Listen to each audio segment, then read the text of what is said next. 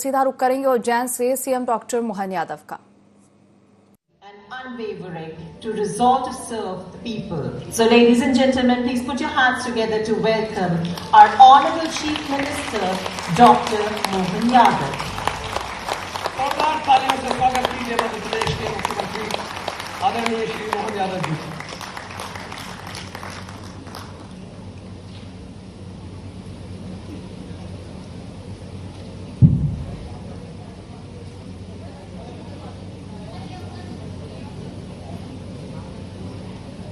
United consciousness global enclave 2025 के दूसरे दिन के आयोजन में इस आयोजन के सूत्रधार मेरे कॉलेज के साथी डॉक्टर विक्रांत सिंह तोमर जी, आपका मैं इस अच्छे पवित्र उद्देश्य के लिए किए गए अंतर्राष्ट्रीय समागम के लिए आपका स्वागत करता हूं, अभिनंदन करता हूं।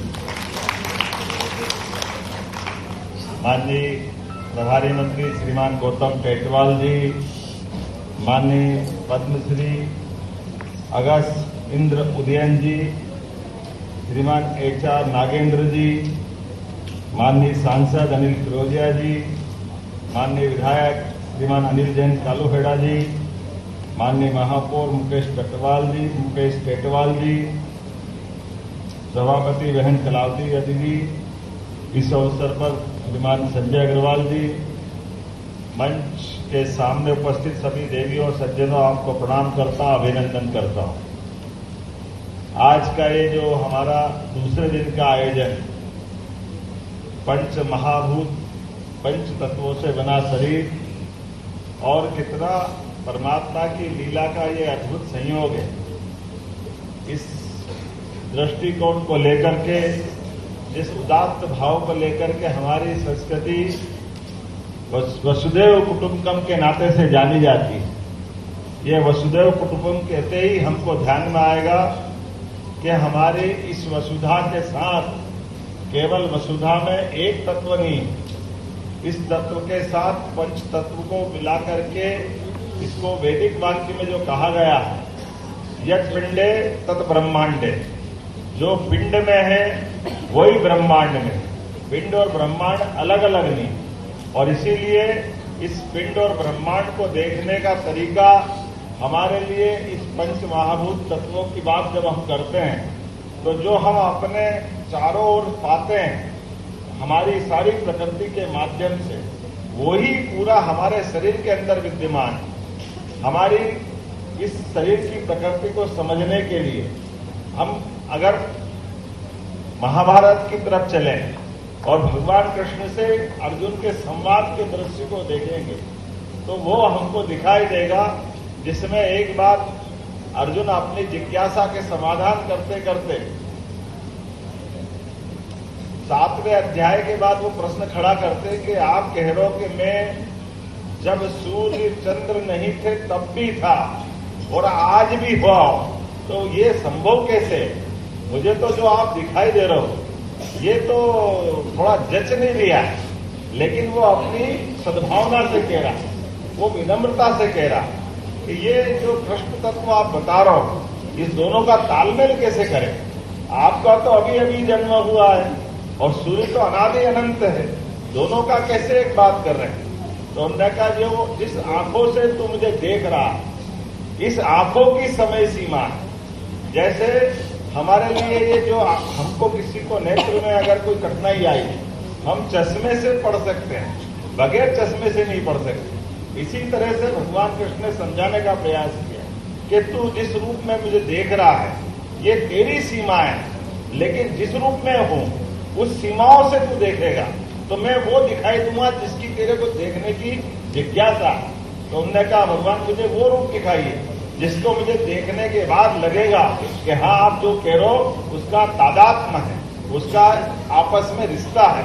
और हम सब जानते हैं भगवान कृष्ण ने जब दूसरा रूप, पहला रूप दिखाया तो पहले रूप में जैसे हम सब जानते हैं कि ये पंच तत्वों का बना हुआ शरीर, इस पंच तत्व के बने हुए शरीर में हम अगर उस भाव से देखेंगे तो हम अभी अपने इस शरीर के भाव को देखेंगे तो हमारे शरीर से केवल एक मुख दिखाई देता है, वस्तुतः हमारे शरीर में दो मुंह हैं, जो एक मां के गर्भनाल के माध्यम से इस पिंड को बढ़ाते बढ़ाते जब हम पृथ्वी पे अवतरित हो जाते हैं तो वो मुंह हमारा बंद हो जाता है, और एक मुंह के माध्यम से हम अब दूसरे रूप में आते हैं। ये हमारा स्वरूप दिखाई देता है। लेकिन मेडिकल साइंस की दृष्टि से अगर भगवान कृष्ण ने जो उनका पहला रूप दिखाया, उस रूप में हजारों मुंह, हजारों प्रकार का एक तरह से ब्रह्मांड का लघु रूप दिखाई दिया, तो अर्जुन घबरा गया। उन्होंने कहा मुझे ये रूप नहीं चाहिए, मुझे तो आप जो दिख रहे हो उसका ही विराट दिखा दो, जो अपने उनने ज्ञान चक्षु दिए थे, उस ज्ञान चक्षु के माध्यम से देखने में जब दिखाई दिया। अब मैं आपसे इसी प्रकार से पूछता हूं कि आज वर्तमान के दौर में भी हमको एक मुंह बताएंगे, लेकिन आप बताओ बीमार हो जाए इंजेक्शन लगाते हैं तो ये मुंह नहीं तो क्या है, आपको जहां से चाहो वहां से इंजेक्ट करते कि नहीं दवाई। तो ये हमारा एक तरह से ब्रह्मांड के समान शरीर के हजारों लाखों मुंह जो रोम रोम से हमारे शरीर के अंदर ऑक्सीजन को ग्रहण करते हैं। हमारे शरीर के अंदर पिंड में अगर हम यद पिंड तक ब्रह्मांड की बात करते हैं तो जो जल हम बाहर देखते हैं वो जल ही तो हमको आकर्षित करता है। आप बताइए, हमको सबको जल की अपनी ये सम्मेलन एक तरह से संसद मान सकता हूं, तो आदमी को नहाने से क्यों आनंद आता है? नहाने से उसका क्या संबंध? हम उत्तर देते हैं हमको स्वच्छता के लिए नहाना अच्छा लगता है, कोई कहता नींद उड़ जाती तो अच्छा लगता है, कोई और अपने अलग प्रकार से बताता। लेकिन मेडिकल साइंस की दृष्टि से अपन देखें तो ये हिमखंड जब पृथ्वी के रूप में से जीव की उत्पत्ति कर रहा था, तो एक कोशी जीव के रूप में सबसे पहले जल से ही जीवन आया। इसलिए जल से जीवन आते आते अलग अलग प्रकार के जीवों की रचना काल के प्रवाह में होती गई, जिसमें कोई जलचर बन गया, कोई थलचर बन गया, कोई नवचर आकाश में उड़ रहा है, लेकिन अंततः सबकी उत्पत्ति जल से है। इसलिए जिससे उत्पत्ति है वो सदैव लालायित करती, सदैव आकर्षित करती। इसलिए एक बार रोज सबकी इच्छा होती है कि नहा करके वो अपने उस जीव की उस प्रकार की उत्पत्ति से प्रेम करने के लिए।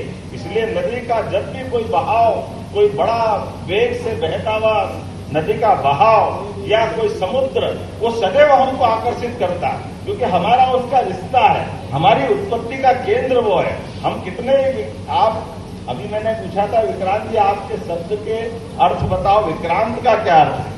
तो मैंने आपसे बात करते करते अर्थ ढूंढने का प्रयास किया कि आक्रांत के बाद विक्रांत होता है। तो आप मान के चलोगे, आपके पुरुषार्थ पराक्रम को प्रणाम करता हूं। ये जो हमारा आपका ये नाम है, इस नाम में सब कुछ छिपा हुआ है। तो मैं मान के चलता हूं कि जब जल से जल की बात कही तो ये जो इधर उधर से हमारे पूरे देश दुनिया से जल आया, वो जल से हमने इकट्ठा होकर के एक एक करके सब दिया। मैं मान के चलता हूं कि ये जल सब तक रोज ऐसे ही पहुंचता है, क्योंकि जो हमने अपने छिपरा से अभी हमने चेकोस्लोवाकिया, खाना, जहां जहां तक आप कह रहे हो, यहां से छिपरा जी का जल खसक के गया चंबल में, चंबल से यमुना में, यमुना से गंगा में, वो गंगा सागर से सारे समुद्र में जुड़ते हुए पृथ्वी पे तो निकल गया। क्योंकि पृथ्वी के ऊपर हमारी जल की अगर उपलब्धता देखी जाए तो 70% से ज्यादा जल हमारी केवल पृथ्वी की अपनी भौगोलिक स्थिति में, जो हमारी वर्तमान में वसुधा है, वो वसुधा की स्थिति तो बहुत कम है। लेकिन जैसे मैंने कहा है कि आज जब हम अपने पंच तत्वों की बात करते हैं तो पांचों तत्वों के आधार पर विचार करते करते जो हमारा जन्म ही क्यों हुआ, हम जन्म के ऊपर जाएंगे तो जन्म के ऊपर जाने में शरीर के हिस्से करना पड़ेगा, जो पतंजलि के माध्यम से हम सब जानते हैं कि शरीर, मन, बुद्धि, आत्मा, ये जो चार समुच्चय, इन चारों हिस्सों में से हम अगर इसमें परा और अपरा देखेंगे तो 5 महाभूतों का ये अपरा वाला हिस्सा, इसमें और 3 आ जाएंगे। अपरा में क्या आएगा? अपरा में हम सब जानते हैं कि फिर हमारा मन आएगा, बुद्धि आएगी, अहंकार आएगा, ये सब अपरा में आएगा। वो परा से हमारी आत्मा की यात्रा प्रारंभ होती है। तो परमात्मा से आत्मा की यात्रा, ये परा यात्रा के लिए ये सारे विचारों की प्रवाह निर्मल धारा बहती रहे।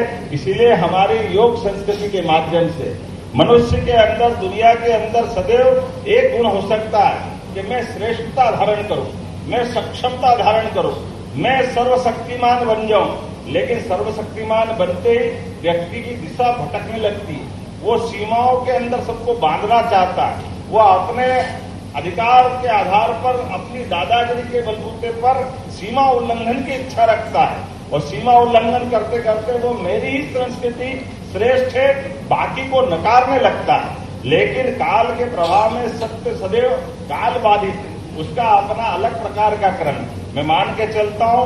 ऐसे में हमारे लिए पुनः दुनिया के आज वर्तमान के स्वरूप को भी देखोगे तो दुनिया के बदलते दौर के अंदर आज हम देख रहे हैं एक ही देश के हिस्से थे रूस और यूक्रेन, अलग अलग नहीं थे, लेकिन जिस प्रकार से खून के प्यासे बने हुए क्या उनकी आत्मा ही नहीं भर रही। एक अकेला ये नहीं, बगल के अलबगल दुनिया भर में देखे, लेकिन आज इस दुनिया के बदलते दौर में हमारी उदात्त संस्कृति के ध्वजवार नरेंद्र मोदी जी की ध्वजा लेकर के हम अपने भारतीय संस्कृति को दुनिया में देख रहे हैं, जिसके कारण से भारत जाना जाता है कि हम युद्ध नहीं बुद्ध चाहते हैं। और बुद्ध और युद्ध में जो अंतर है, हम शांति चाहते हैं, हम भाईचारा चाहते हैं, हम वसुधैव कुटुंबकम की भावना चाहते हैं, हम जियो और विनोदों के उदात्त विचार को लेकर चलना चाहते हैं, हम प्रकृति के साथ हमारे अपने जो संबंध है उसको स्थापित करना चाहते हैं।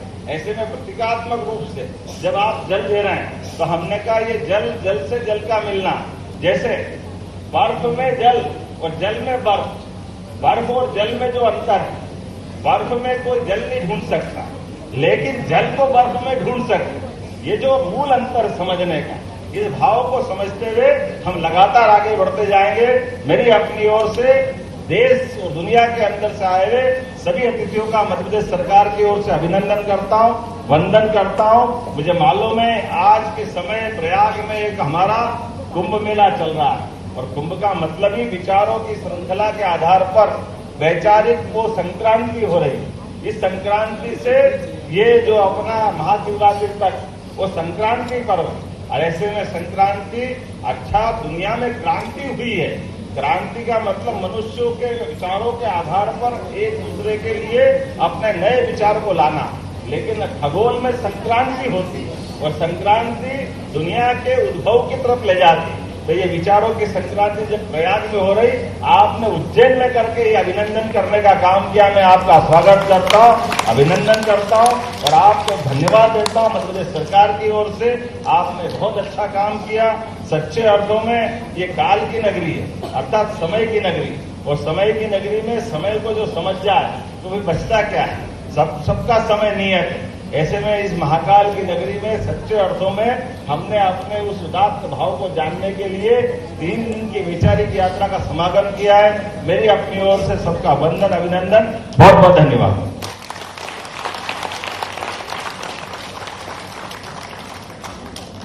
बहुत बहुत धन्यवाद माननीय महोदय।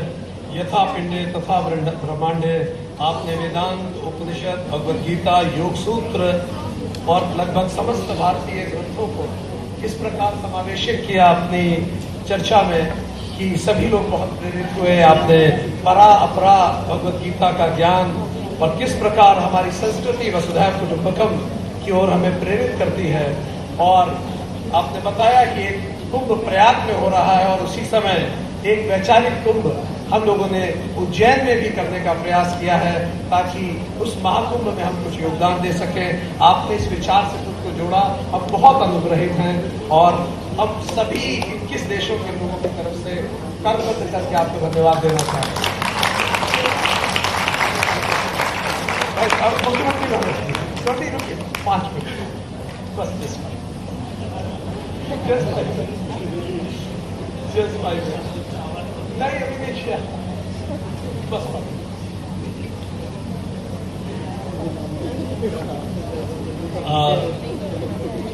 माननीय जी से जब भी कभी चर्चा हुई, एक विचार जब भी चर्चा हुई, हमेशा उन्होंने कोई प्रश्न ही पूछा और वो प्रश्न हमेशा भारतीय दर्शन से संबंधित रहा। जब हमारी पुस्तक भी माननीय ने लॉन्च की थी तब भी उन्होंने भगवद गीता के 15 अध्याय में कोई विषय था, उस पर आपने चर्चा की थी भोपाल में। जब भी आपसे चर्चा होती है हमेशा भारतीय दर्शन के बारे में कोई ना कोई नई चीज जानने को मिलती है। इसी दर्शन के साथ अब समय आया है कि हम माननीय मुख्यमंत्री जी और सभी महत्वपूर्ण अतिथियों का हम सम्मान ज्ञापित करें यहाँ। तो माननीय मुख्यमंत्री जी का धन्यवाद ज्ञापित करने के लिए, उनको मोमेंटो प्रेजेंट करने के लिए हम प्रोफेसर अमिताभ पांडे जी को यहाँ आमंत्रित करना चाहते हैं, वो यहाँ हमारे साथ उपस्थित हो और जोरदार तालियों से स्वागत करें।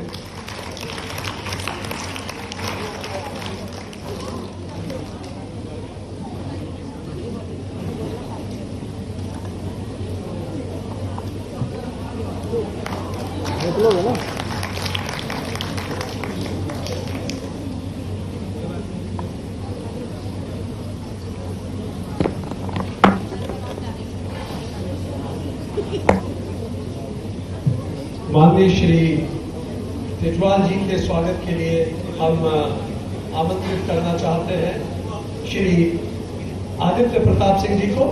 ये आदित्य प्रताप सिंह जी यहाँ पधारे और माननीय श्री तेजवाल जी का स्वागत करें।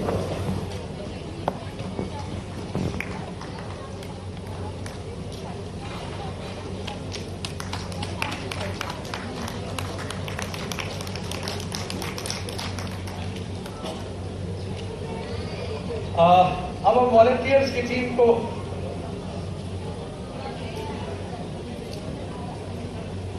माननीय मुख्यमंत्री महोदय के पास समय की कुछ सीमाएं हैं, हम तुरंत वॉलंटियर्स की टीम को यहाँ आमंत्रित करेंगे एक ग्रुप फोटोग्राफ के लिए।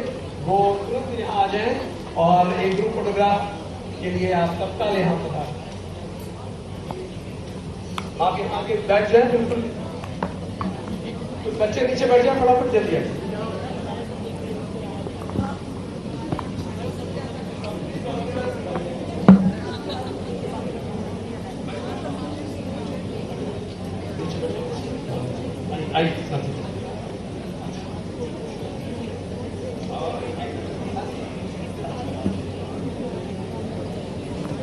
जोरदार तालियों से स्वागत करें। ये बच्चे इतने दिनों से लगातार महोदय